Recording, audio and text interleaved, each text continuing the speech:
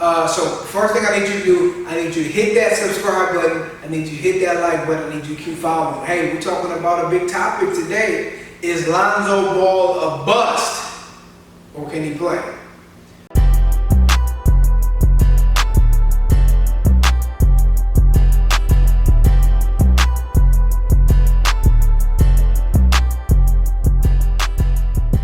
Welcome to Better Basketball Minds, where I help athletes learn the connection between their mind and performance.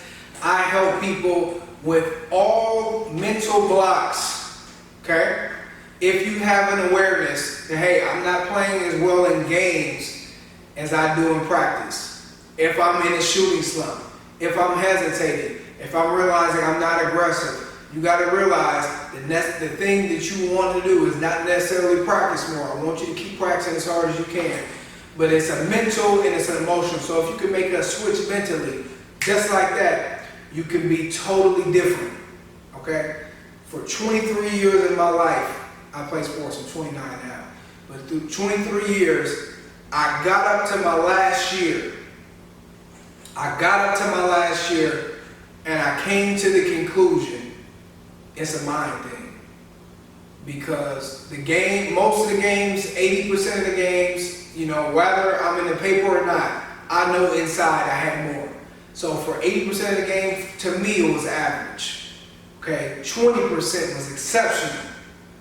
And I said, what was the difference between my exceptional games and my average games?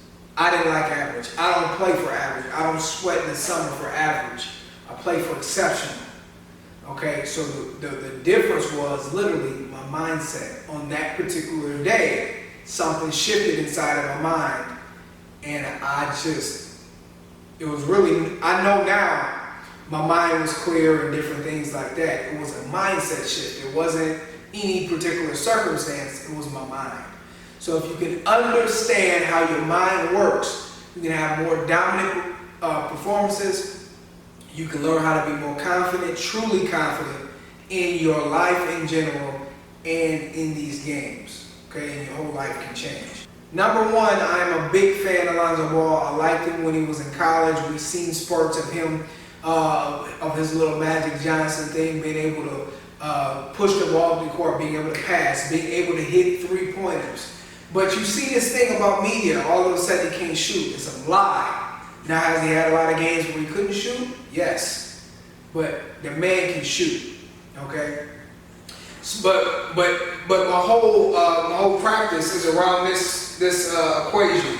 Performance equals potential minus interference. So we can see the potential that Lonzo Ball has, but his performance has not lined up to that. We've seen some games that are average.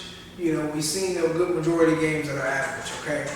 So what is the reason for that? Number one, I believe he can be one of the best point guards one of the best point guards of this generation. It's a big if. If he understands the mental, emotional realm, if he can get a grip on that, then he can be one of the best guards of this generation. If he allows his ego to get in the way, if he just keeps going as is, he's just going to, he may make the All-Star game a couple times, and that literally will be his ceiling.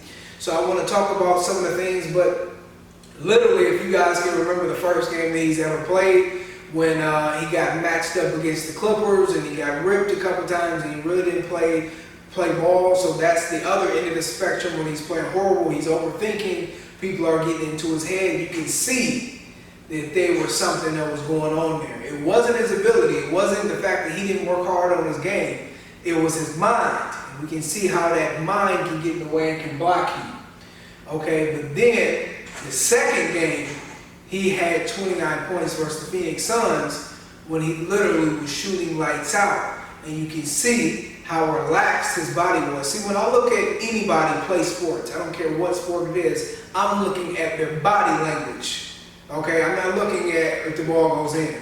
I'm looking at your body language. Are you in flow? Are you moving? Is your body restricting itself? Are you nervous? Are you hesitant? Are you sitting there hesitant to try to pass? Are you decisive? And these things are it's a very unconscious thing. It's not very, it's not necessarily conscious. It's an unconscious thing. It's a flow. It's something that I can see very easily. So that's mainly what it is. If he can figure out how to switch on this thing, then he'll be a great player. But I want to transfer it to you, okay? Because you as a player, right? You know that you're not reaching your true potential. And I'm going to tell you why. Okay? Listen, I ain't going to bust out this diagram every video now. But I might do it for you. Just a couple so y'all can see it. Alright? So, the top dots is basically our intention. Okay? We always say that we want to score 20 points and we want to kill it. And we have this false confidence that, we're gonna kill the game. Okay? That's your ego. That's your false self, okay? Just because you have the intention of scoring 20 points does not mean you do it, right? So the bottom two boxes are thoughts or programs, and that's who we are being once we get to the moment, okay? You ever notice once that ball goes up, what's truly on the inside of you is what's going to come out on that particular day. So it don't matter what you think, it don't matter what confidence you try to conjure up through listening to rap music, whatever you try to do. Okay, the only thing that matters is what program is running at that particular time. So most people, once we get into a game, we experience nervousness. You are supposed to be nervous because it's supposed to get you ready, okay? But we experience a little bit of heaviness. We're not quite playing like our full self. This is when that interference program is running, okay? The problem is, if this interference program stays on for the majority of the game, you're going to have a very average game. So you need to learn how to turn this confident program on. That's the key. This is worth 93% of your brain's processing power. So your body, if it's feeling this confident program, you're going to feel it. You're going to be in flow. You're going to be in rhythm. And then all of who you are is going to be able to come out. But it's all about turning on that program. So for you, that's the key. If you learn how to turn on that program, you play as your best self, and you can play as your best self more often. So is Lonzo Ball a bust? No. If he can learn how to get in control of his mental and emotional realm, he can be one of the best players ever, and so can you. And like I said, I could talk more about that, but I really don't want to. I can talk more about it, I expound on it and all that other stuff. What I'm trying to tell you is, you have potential. Your potential is everything that you've built up through muscle memory, your genes, your height, everything. That's your potential.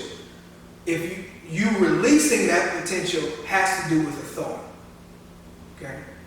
If you can get in control of your thinking and you can release more of your potential, then you'll have a better game. So listen, if you have anything that's going on inside of you, if you notice that you have shooting slumps, if you notice that you're hesitant, that you're not aggressive, you got a big game coming up, I want you to reach out to me. I'll talk to you for free. I'll tell you what's going on. I'll try to give you some tips. I'll try to give you some pointers. I want you to reach out. Go to betterbasketballminds.com. Comment below. Let me know what's going on. And I'm going to see you in the next video.